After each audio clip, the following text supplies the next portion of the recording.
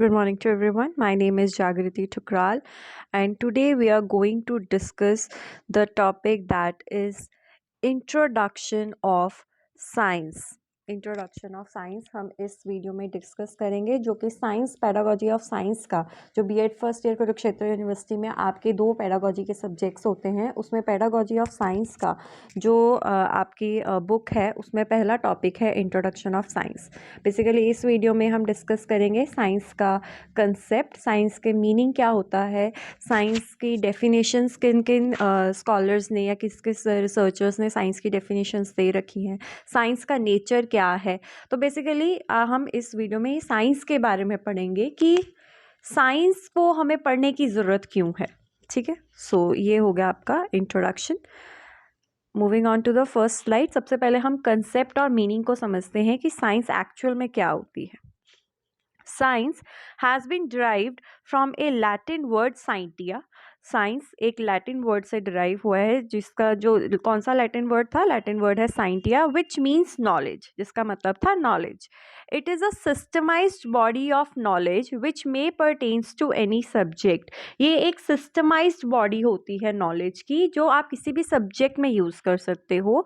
Science is an organised common sense. ये एक organised common sense है, मतलब इसमें ऐसे आपको सुपरस्टिशियस लेवल पे आपसे बातें नहीं होती, यहाँ पे एक कॉमन सेंस अप्लाई होता है, तब जाके आपको चीज़ें समझ में आती हैं। Science is a heap of truth. ठीक है, ये हवा में बातें नहीं करते, ये सच्चाई पे जो फैक्ट्स होते हैं उस पर बात करते हैं। Science is a way of investigation. क्यों वे ऑफ इन्वेस्टिगेशन बोला गया है? क्योंकि साइंस रिसर्च मांगती है।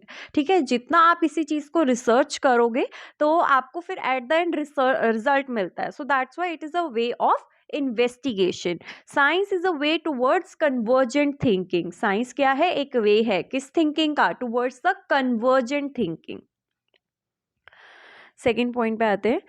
कैरल 1964, कैरल ने 1964 में डिफाइन किया था साइंस को as an abstraction of the series of experiences. ठीक है, आप दूसरों के एक्सपीरियंसेस जो होते हैं आप उससे सीखते हैं। That defines a class of object और इवेंट, जो डिफाइन करती है क्लास ऑफ ऑब्जेक्ट को और इवेंट को। Moving on to the next slide, अब हम डिस्कस करेंगे इसके डेफिनेशंस के बारे में कि क्या डेफिनेशंस है। According to J.H. Poincare, science is built up with facts. जैसे कि मैंने आपको बताया, साइंस हवा में बात नहीं करती, साइंस के पास फैक्ट्स होते हैं कि ये ऐसे इसलिए हुआ है। Science is built up with facts as a house is with stones. जैसे हाउस पत्थरों से बना हुआ आता है, but a collection of facts is no more a science. That heap of stones is a house. इनका कहने का मतलब है, अब क्या है कि कलेक्शन ऑफ फैक्ट्स ये साइंस नहीं रह गया है, साइंस उससे भी आगे कहीं जा चुका है। बट जो हीप ऑफ स्टोन से बनता है वो आज भी घर कहलाता है। सो साइंस ने J.H. पॉइंटकेयर ने कहने का ये मतलब था कि पहले तो हम कहते थे कि अच्छा ये फैक्ट ऐसा है इसलिए ये रिजल्ट आया, बट लेकिन अब जो टाइम पीरियड चल रहा है उसमें क्या है कि उसमें और रिसर्च चाहिए। कोई भी जैसे आपने कोई रिजल्ट निकाला है उसमें पॉइंट आउट कर सकता है और बोल सकता है कि ये गलत है, इससे आगे भी कुछ और रिसर्च हो सकती है। सो J.H. पॉइंटकेयर का कहने का मतलब है, science is built up with facts as a house is with stones, but collection of facts is no more a science. That heap of stones is a house. According to Albert Einstein ने क्या कहा? Science searches for the relation which are thought to exist independently of the searching individual.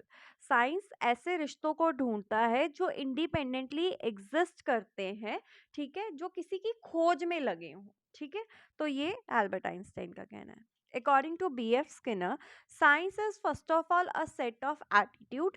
ठीक है, it is a disproportion to deal with facts rather than with what someone has said about them. ठीक है, आपको उन facts से deal करना है। अगर किसी ने किसी चीज़ का रिजल्ट निकाला और आपको लगा कि नहीं ये ऐसा नहीं हो सकता, तो आपको उन फैक्ट्स के साथ डील करना पड़ेगा और फिर उसको आगे आपको रिजल्ट भी देना है कि ऐसे नहीं, इसके अंदर कुछ और चेंजेस आ सकते हैं, तो जो आपने बोला है उसका आपको रिजल्ट भी देना पड़ेगा। तो B.F. स्किनर का कहना है, science is first of all a set of attitude.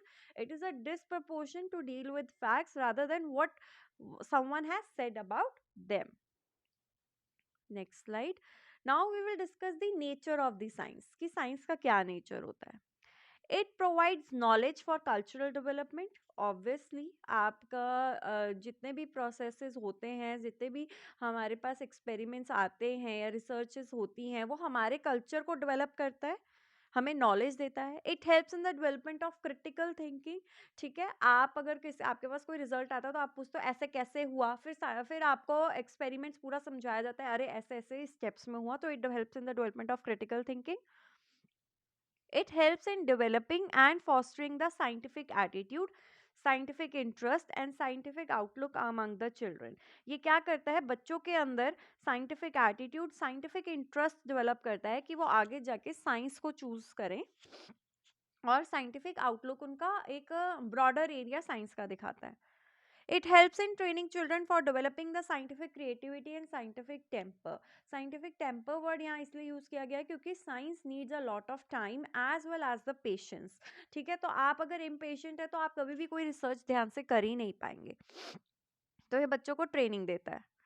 It develops open mindness, intellectual honesty, creative thinking and dedication. ये तो आपको पता ही है, science creative thinking, dedication, open mindness बहुत ज़्यादा चाहिए होती है. आपको सारे फील्ड में सोचना पड़ता है कि इसका ये कैसे हो सकता है, कैसे हम इस एक्सपेरिमेंट से रिजल्ट ओरिएंटेड इसको एक्सपेरिमेंट बना सकते हैं, ऐसे.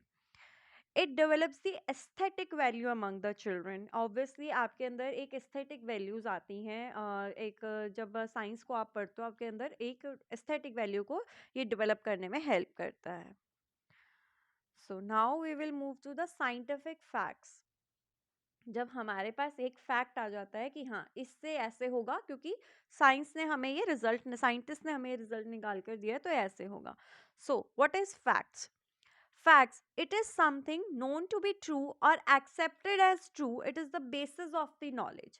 ठीक है, अब जैसे कि साइंस ने हमें बताया है कि पानी डालेंगे, उसको हीट करेंगे तो वाटर से वाटर वेपर्स बनेंगे and that process is called as evaporation. तो ये एक फैक्ट है. ठीक है, और हमें ये एक्सेप्ट ही करना पड़ेगा. क्यों? क्योंकि ऑलरेडी साइंटिस्ट ने इसके ऊपर बहुत सारी रिसर्च करी हुई है. तो फैक्ट इज समथिंग जिसको हम बेसिस ऑफ द नॉलेज बोल सकते हैं. हमें नॉलेज इवेपोरेशन की कैसे आई? क्योंकि साइंटिस्ट ने हमें ये फैक्ट बताया था. ठीक है, नेक्स्ट पॉइंट पे आते हैं. फंक्शंस क्या होते हैं फैक्ट्स के? Facts initiates theory. ठीक है, फैक्ट्स का क्या काम होता है? वो थ्योरी को इनिशिएट करते हैं. Second point, fact modify the existing theory. कई बार कुछ ऐसे फैक्ट्स निकल आते हैं जो एग्जिस्टिंग थ्योरी को मॉडिफाई करना पड़ता है.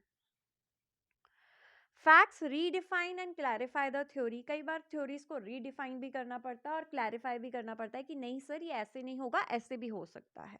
तो फैक्ट्स की ये इंपॉर्टेंस है. These facts are the basis of all the knowledge. They are said to be grass root for any theory और फॉर एनी लॉ. ठीक है, इसको ग्रास रूट बोला जाता है. So here's the end of the video. Thank you for watching this video. If you really like this video, please like, share and subscribe to my channel for more updates. If anybody is having any query, please let me know in the comment section below. Thank you for watching this video. Bye bye.